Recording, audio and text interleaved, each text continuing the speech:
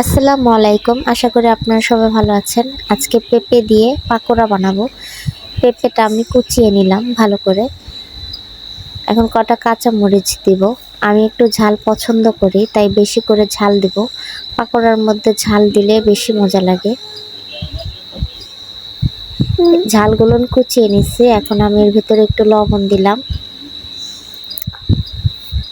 একটু হলুদের গুঁড়ো, একটু আদা রসুন বাটা।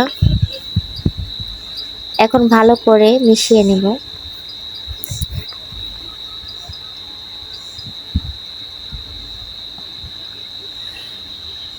ভালো করে মিশিয়ে নিয়েছি। এখন এর মধ্যে ভেষম দেব।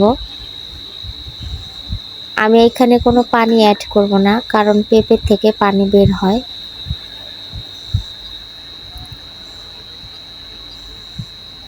ভালো করে মেখে নিলাম। এখন আমি তেলে ভেজে নেব।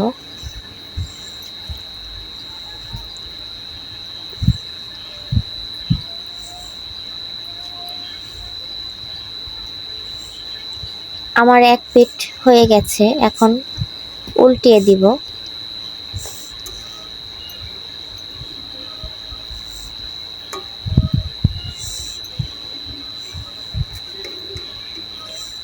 আমার পাকোড়াগুলো ভাজা হয়ে গেছে, তুলে নিব।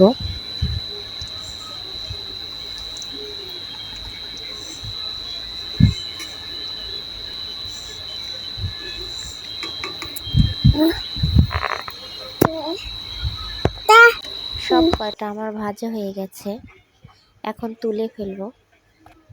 আমি এখানে মেয়োনেজ বানাইছিলাম, মেয়োনেজ দিয়ে খাবো। মেয়োনেজের ভিডিওটা দিলাম না, ভিডিওটা অনেক বড় হয়ে যাবে। আসলে অনেক মজা হয়েছে মেয়োনেজ। আপনার সসের থেকে মেয়োনেজ দিয়ে খুব ভালো লাগে। অনেক অনেক মজা হয়েছে। তো আমার ভিডিওটা যদি ভালো লাগে সাবস্ক্রাইব করে দেবেন, আমার পাশে থাকবেন।